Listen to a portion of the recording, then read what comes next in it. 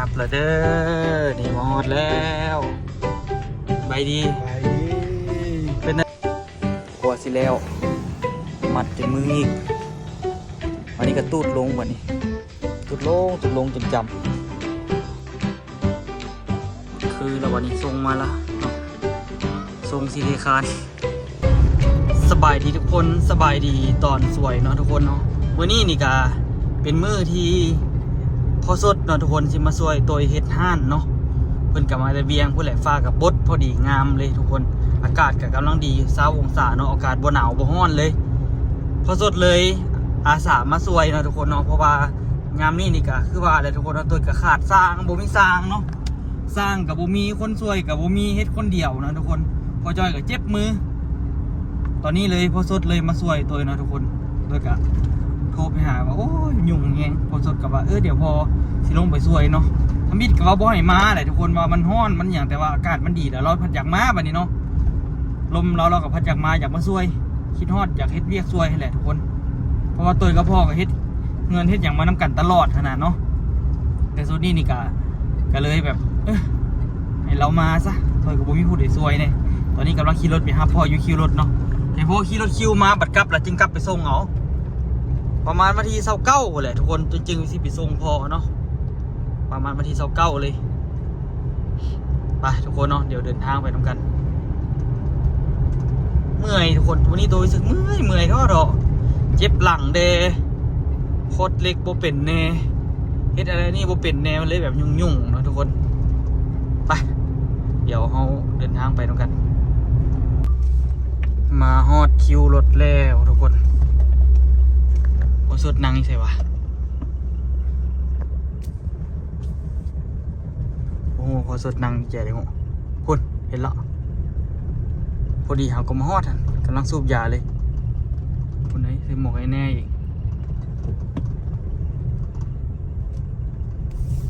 รถตู้เขาจะออกไปต่อแล้วตอนนี้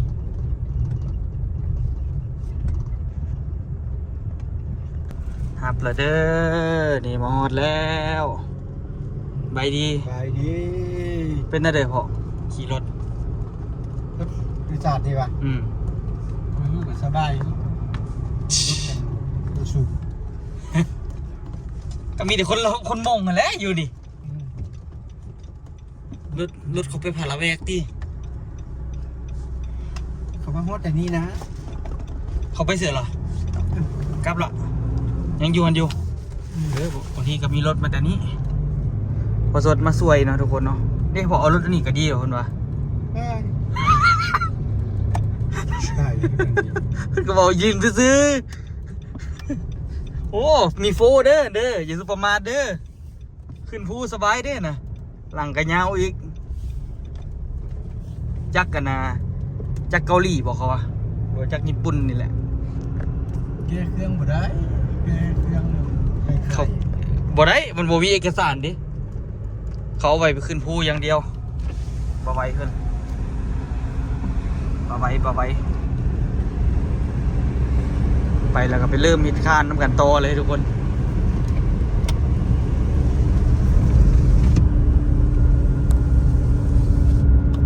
เล็กคานเพิ่นเอาอันเล็กน้ำเฮ็ดเลยพอเล็กเส้นนะน้ำไปสิมันมีรถน้ำหลายดิมัดก็ยากว่ะกะไม่ยากบ่กะยากอยู่แต่มันกับประหยัดเงินมันมีลวดอยู่หันหลายลวดมันจะซื้อลวดพอจอยเฮ็ดหัวพอจอยกูเหมียนแต่หึงเหมือนลวดยังบ่กี่ดีอยู่เดี๋ยวพาไปเบิ่งนำกันไปเดินทางไปพนม่วงกันเนาะเป็นไรอู้คือแล้วบอกอู้พาเคยบอกสันยางเสย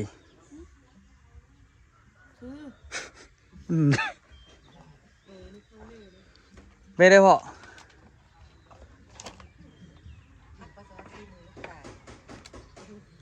มันต้องได้มัดทุกคนมันต้องได้มัดเติบหนึ่งอยู่บริมัดจักอัน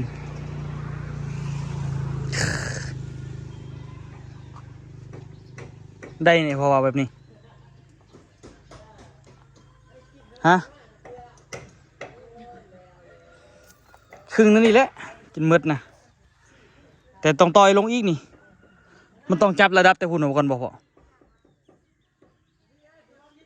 ปากได้ไหม มันการตัวลงอีกนี่นะ ต่อยลง คือประเภทห้องบนอัน จิต่อยลงอีก คือประเภทห้องบนอันอีโก้จีนบล็อกกับโก้วะ ก็ โก้กับตัวโก้เส้นลุ่มอันนี้มันก็กีดนี่ป่ะ เทคานพื้นก่อนตี อันน่ะข้านอันนี้ธรรมดามันก็ต้องย่องยู่อันดินบล็อก จักแล้วเทคาน2 อันก็คานลุมคานเทิงก็ ถึงบนเดือ เด้เทิงแบบเขาเด้เทิงแบบบอนไซขี้ดินน่ะนะ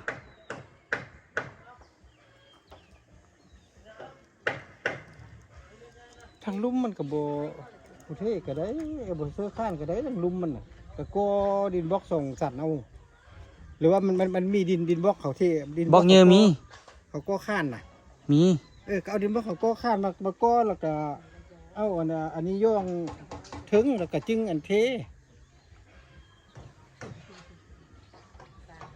จักสร้างกี่ว่าเพิ่นก็ได้ถ้ามีประเทศคานพื้นเด้คานเทิงเด้ แล้วพวกเยี่ยมเผยที่พวกเยี่ยม ปองเยี่ยมบ่มีปองเยี่ยมมีแต่ห้องนอน เราอันน่ะข้านบนกลางๆนี่บ่เชื่อวะ ทางกลางเลยมันระดับดินมันก็อยู่ถึงพี่แหละระดับหน้าทางก็จะประมาณนี้พี่แหละมันก็ต้องได้เสื้อถึงพี่คือว่ามันสูงมันอาจจะได้เสื้อคาน2 สันมันว่า ธรรมดาคันว่าคันเฮือนแต่ก็ต้องเสื้อข้านลุ่มนี้กับข้านกลางนี้ข้านกองอันน่ะป้องเยี่ยมแล้วข้านถึงป้องเยี่ยมแล้วก็ข้านถึงบุญอีก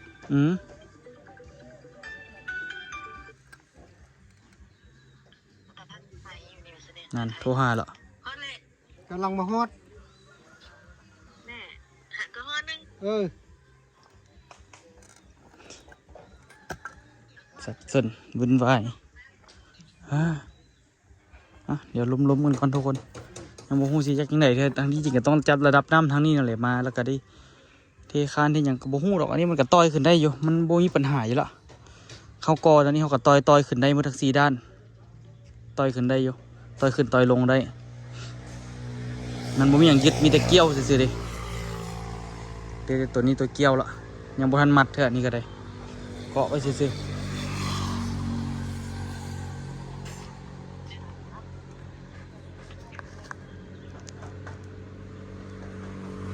สับสนวุ่นวาย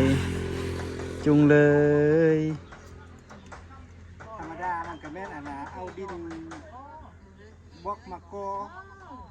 ดินบล็อกอันข้านเขาน่ะเอาา มี ก่อ สร้างแล้ว ข้านตัวนี้ก็ย่องหัวดินบล็อกแล้วก็เพราะมันอันน่ะ เขาก่อขึ้นจักก้อนล่ะจึงยองก่อขึ้นหลายบ่ได้จึงยอง เอามันในระดับผลแหละ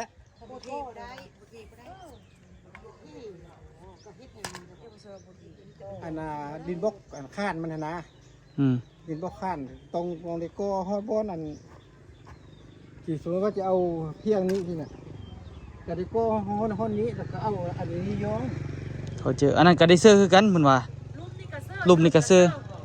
เทพื้นนี่เราค่อยก่อขึ้นนี่นะเดี๋ยวว่ามันมันสูงเดี๋ยวยานมันจิลุยานจิแตกเขาเลยจิเทเคสคานพื้นพร้อมเทคานพื้นแล้วก็ก่อแล้วก็เอาเหล็กตะปูตอกรัดนะหรือว่าเอาเหล็กอันนะเหล็กขออ้อยก็ได้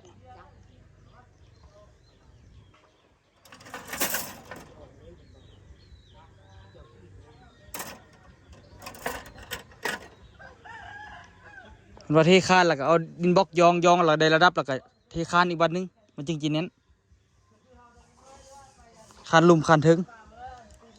กระบวนมันอันน่ะตัวมันเลโก้หลายพี่ก็ได้ข้านสูงมันเนี่ย แม่นมันสูงเติบกว่าระดับทางพี่มันน่าจะประมาณนี้พี่ก็พอพี่ก็ เบิ่งจากหน้าทางนะสูงอยู่ก็เขาจะเพคานอันเดียวมันทับน้ำหนักบ่ไหวดอก ทางผู้ย่างพุ่นน่ะ แม่นแหละอันนี้จะเอาดินถมเข้ามาก็คันเราเฮ็ดสำเร็จสำนึงนี่ได้อยู่แต่ว่ามันสูง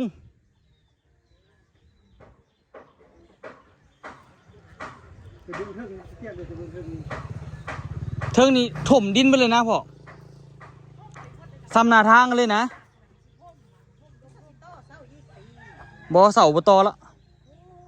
เบิ่งก่อนเบิ่งตัวจริงนั่นแหละมันเหลือสำเร็จนะเฮาก็อันนั้นเด้เฮาก็ตั้งขึ้นไปอีกเด้เอาไม้ตั้งขึ้นไปเด้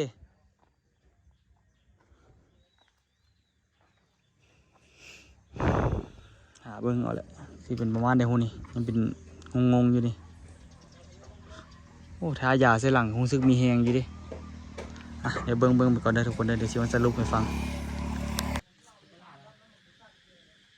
มัดเหล็กนี่ทุกคนทางนั้นพ่อก็เกาะให้ทางนั้นแล้วก็เกี่ยมมัดเหล็กตีแบบไปดีได้ให้มันฮอดฟังนั่นแล้วนี่มืออื่นเทคักๆเนี่ยโอ้ยสะใจเทไปแล้ววันเดียวเทแล้วเราก็สั่งก็จะเอาบล็อกมาให้กอขึ้นจนได้ระดับ3 ด้านอะไรทุกคนมีข้างนั้นพร้อมเฮ็ดให้มันแล้ว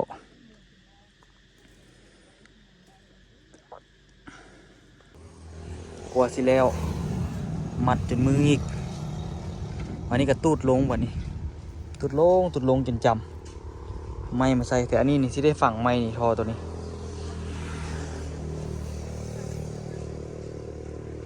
ยุ่งยากจริงที่คานทับเลยบอกทอนี่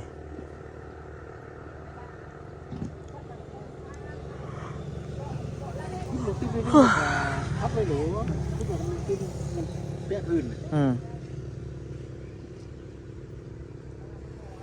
ขุดลงก่อนทุกคนเดี๋ยวตัวสิมาต่อยอันนี้ลงนะทุกคนพอสดกับต่อยฝั่งนั้นลงละตัวสิต่อยอันนี้ลง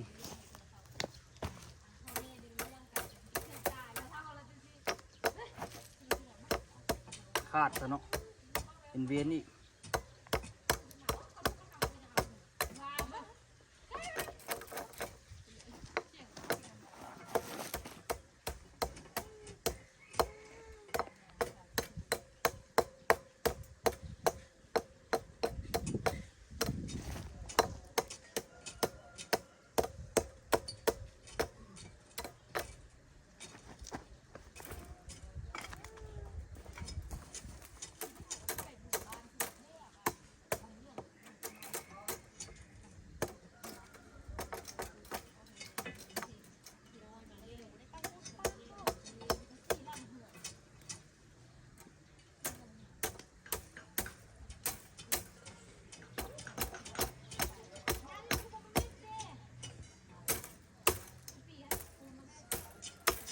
ลงยากเรามันแน่นนะพ่อเนาะมันแน่นนะทุกคนหลังจากใส่ปอกแล้วมันแน่น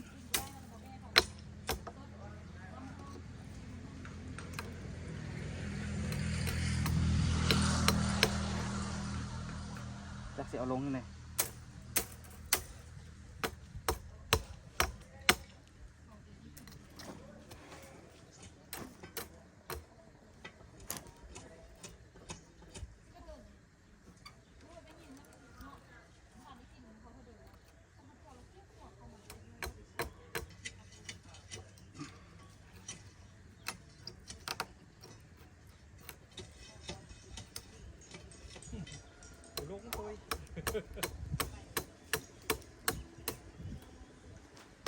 ลงอยู่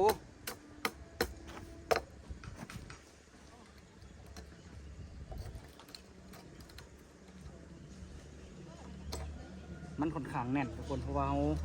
ใส่ปอกใส่อย่างแล้วมันแน่น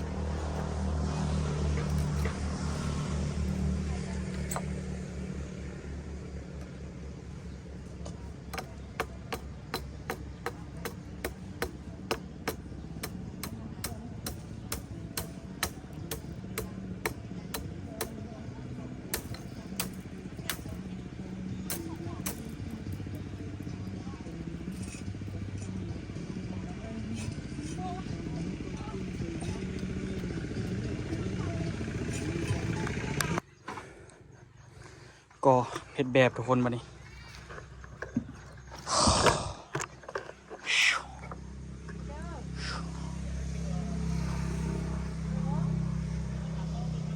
สองสั้นในสั้นเดียว โต้งเลยนะ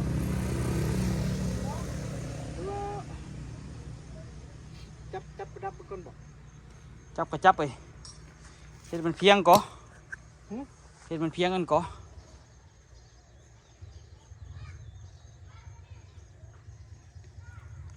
เชื่อนั่นจับดับ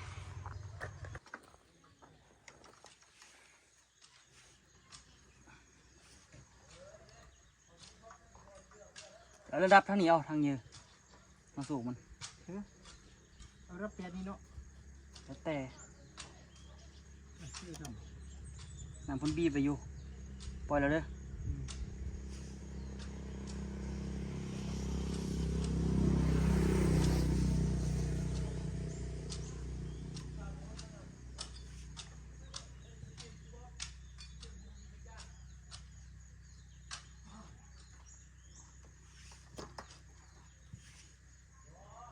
ถูกโกงแปลนดีๆ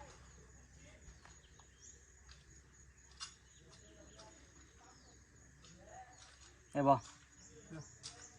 เห็นนำเพื่อ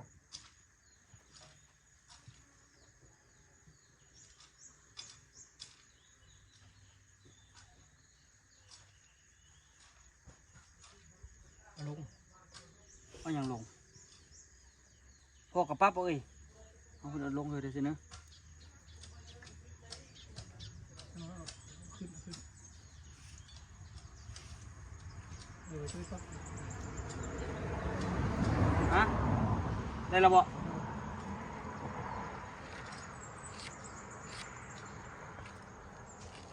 ได้แล้ว ของแทนนี่เนาะ นี่แผ่นปลายแผ่นปลาย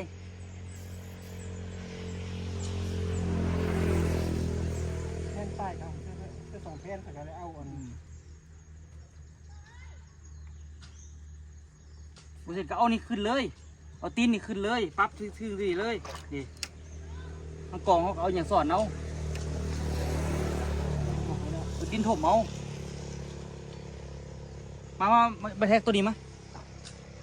ฟางนี่เดี๋ยวโบแทกบ่ ซับเข้ามาเป็นนี่กับพ่อ เอา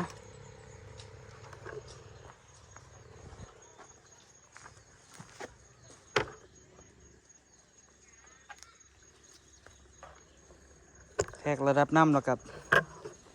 นั่นแล้วก็ทุกคนบางทีก็อาจจะได้เทบางทีก็อาจจะบ่ได้เท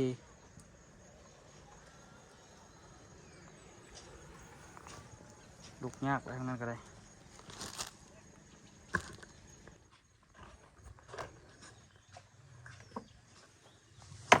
เกี่ยมเทคานนะทุกคน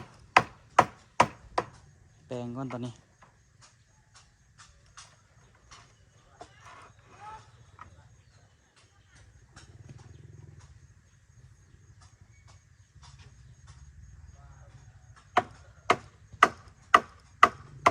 เล็กมันสวดเดี๋ยวเห็นพอต่อยลงเลยเล็กมันสวดขึ้นเทิงนะอยู่ลงเลยตีนเราเด้อ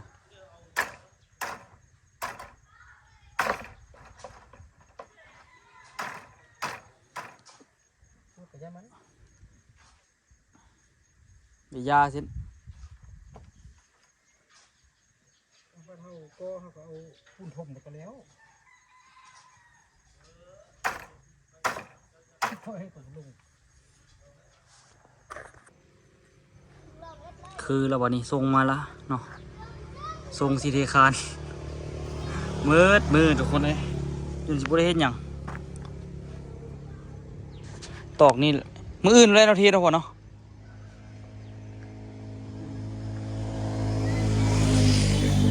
ทีมือนี่ก็ได้ เอาน้ำละโตน้ำคือว่าอาบปะเนี่ยเอาโต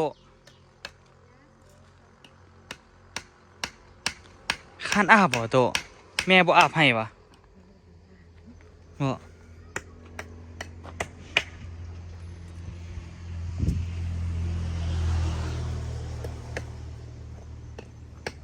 แม่บ่อาบให้วะอ้าถูน้ำลาย นี่กันนี้ว่าอีต้องไม่นี่บ่เข้าใช่ไหม ไม่ตัวนั้นมันไม่ใหญ่ไม่อันเดียวไม่แค่ ไม่บอกลูกอ่ะ เปลี่ยนใหม่วะซอกใหม่มือเหอะตอนนี้นะทุกคนก็คือพยายามอัดหูเนาะให้มันได้ระดับไปเลยบนสูงบนต่ำกระยามัน อันนี้เฮาเทแบบว่าบอลเฮาสิกอบล็อกขึ้นซื่อๆทุกคนเดี๋ยวมืออื่นมาที่บอกเขาแม่กุ๊กกิ๊กเอาอันนั้นมาเลยเฮาเท3ด่านก่อนเนาะพอเนาะเฮาเทด้านนี้แล้วก็ด้านนี้เลยเนาะแล้วจึงเอาบล็อกมาเนาะที่จริงก็เอามาเลยก็ได้เนาะเอามาแล้วก็เอามาวางไว้นี่เอามากองไว้นี่พอไว้จักก่อนพอปะ ผมหูด้วยแหละว่าระดับสูงอยู่บ่ได้หูด้วย มือหนาวัดระดับหนาทางแบบลองวัดเสาลองเบิ้งเอานำมาแทกลองเบิ้ง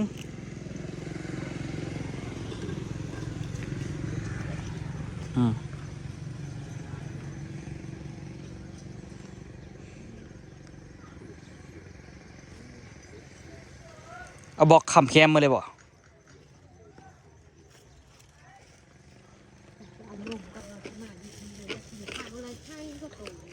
ฮะ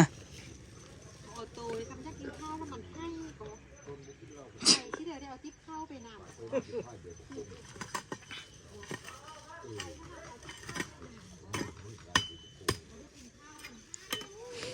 แปลงมือนี้แล้วกับมืออื่นเนาะผสมปูนแต่เศร้าผสมจาก2 เป่า2กับนั่นแหละเฮ็ดเข้มๆหน่อยนึงเฮ็ดมันแข็งๆหลดทุกคนเอาเสานะมาย่องเฮ็ดคานกันเลยพอเสาหักกิโลมัน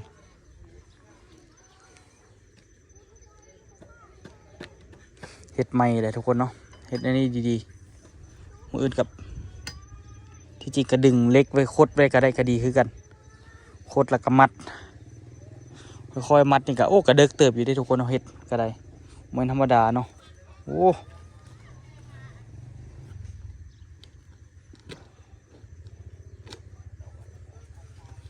แท้หวามันควรมีแป้นมีอย่างนี้นะ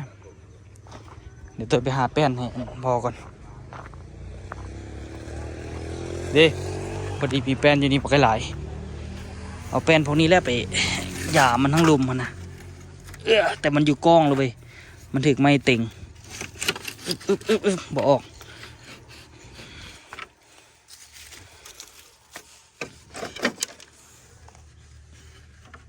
แป้นพวกนี้หลายอยู่ก็มันบอกออกเลย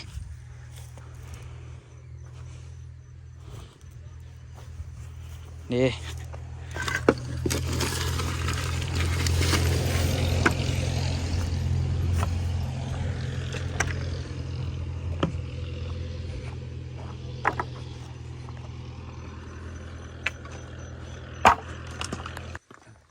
เรียกอะไรบ้านี่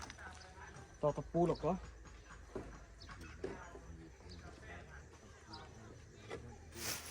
หักครึ่งบอกมาหักครึ่งนะมั้ย จู้อะไร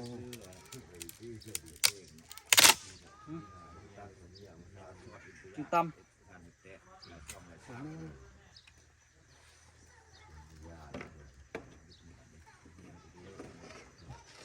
ไม่ดนตรีดิ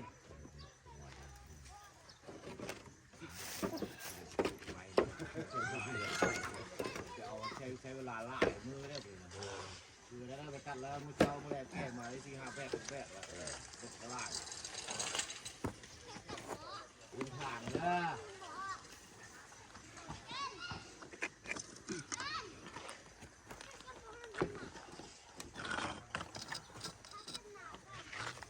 บอกยองเลย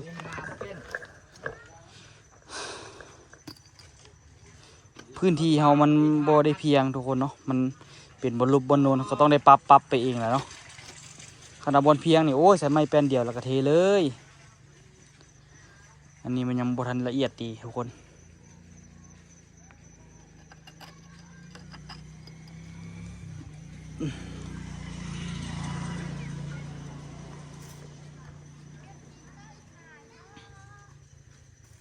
ถมเลยดิ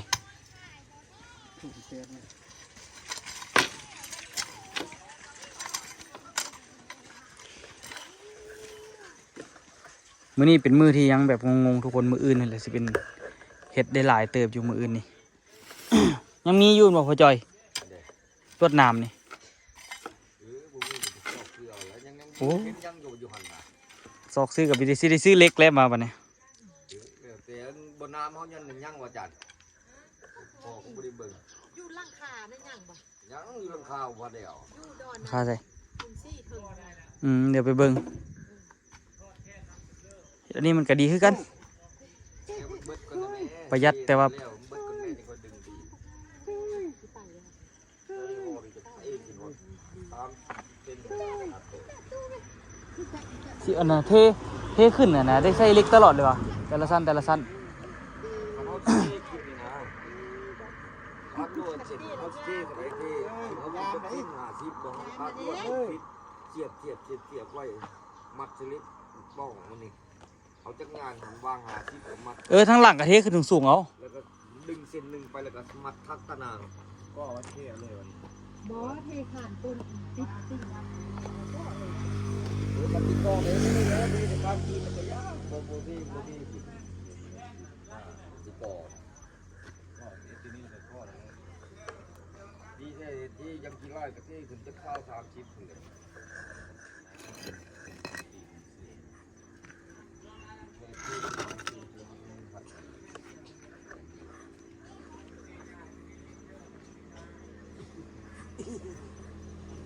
กินบัวโตกินบัว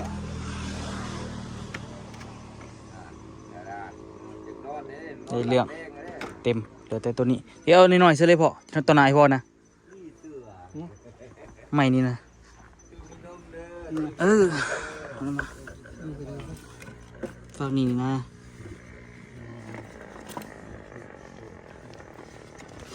ฝากนี่พุดโพยตัวนี้ทุกคนนี่ลีลาตัวนี้แบบนี้ปู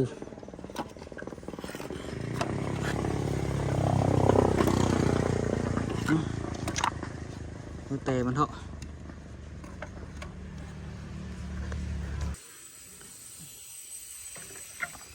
ตอนนี้กำลังที่มาเบิ่งทางนี้นะทุกคนก็เริ่มอัดแบบไปเรื่อยๆเนาะอัดแบบไปเรื่อยๆมืออื่นเทคักๆนี่เฮ็ดมันแล้วมื้อนี้แล้วฝั่งนี้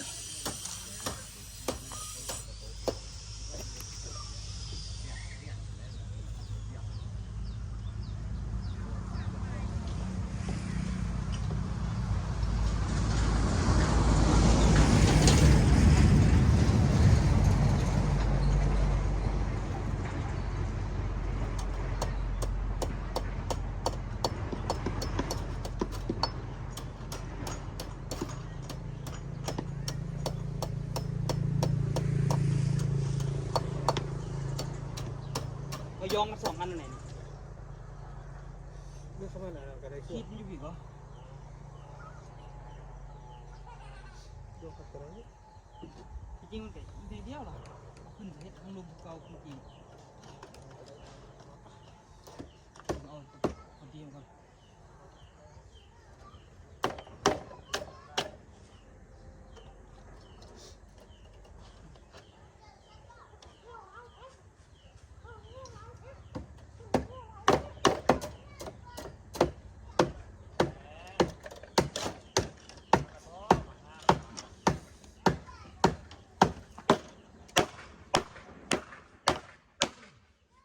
พอดีเลยวะ มันนี่แหละ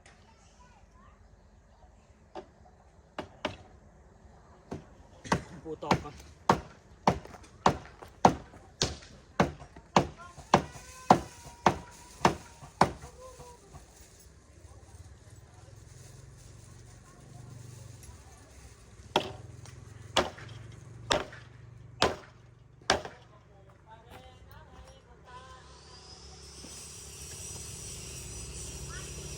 คุณกินเป็ดออกมาเนาะ